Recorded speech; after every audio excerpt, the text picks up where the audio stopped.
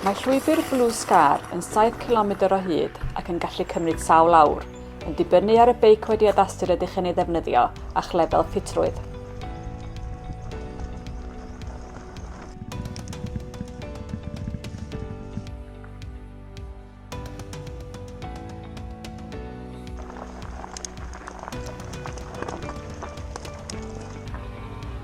Ar ddechrau'r llwybr, mae yna lawer o waith dringo, ond mae yna hefyd rai rhannau byr i lawr all i'ch difyru.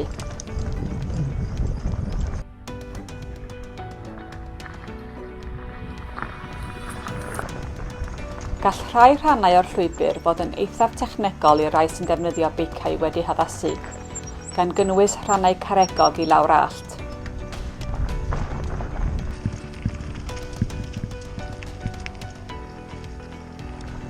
Mae cryn dipyn o berms ar y llwybr, felly mae angen i chi allu trin y rhain yn gyffyrddus. Pan gyrhaeddwch y llwybr tân, trowch i'r chwith a byddwch yn barod am ddringfa hir i fyny'r bryn.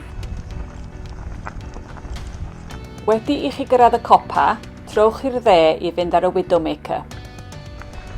Cymerwch ofal ar y rhan yma gan fod disgyn feidd serth ar ochr y dde y llwybr.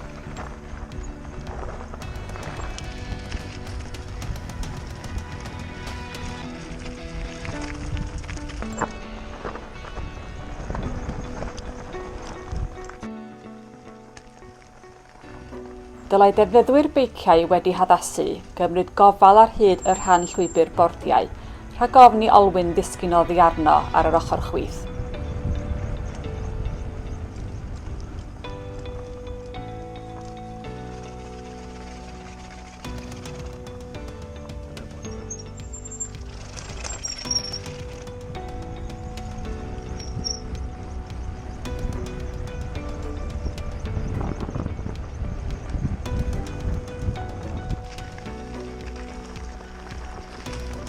Mae yna ddigon o berms ar y llwybr hwn i ddefnyddwyr beiciau wedi eu haddasu ymarfer arnyn nhw wrth 20 o gamu lawr ochr y bryn.